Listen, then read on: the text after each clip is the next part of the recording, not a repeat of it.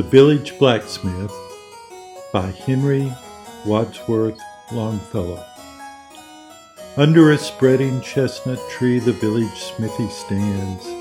The smith, a mighty man is he, with large and sinewy hands, and the muscles of his brawny arms are strong as iron bands.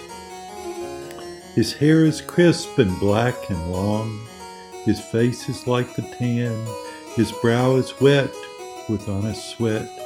He earns whate'er he can, and looks the whole world in the face, for he owes not any man.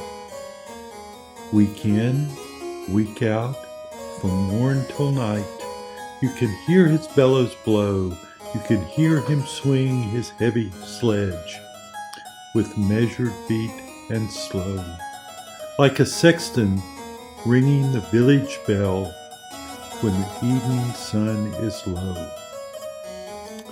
And children coming home from school look in at the open door.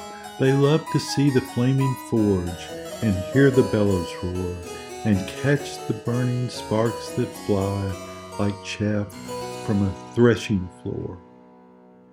He goes on Sunday to the church and sits among the boys.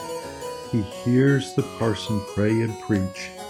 He hears his daughter's voice singing in the village choir, and it makes his heart rejoice. It sounds to him like her mother's voice singing in paradise.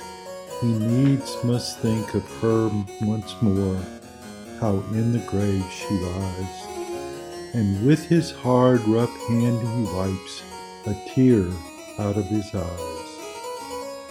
Toiling, rejoicing, sorrowing, onward through life he goes. Each morning sees some task begin, each evening sees it closed. Something attempted, something done, has earned a night's repose. Thanks to thee, my worthy friend, for the lesson thou hast taught. Thus at the flaming forge of life our fortunes must be wrought.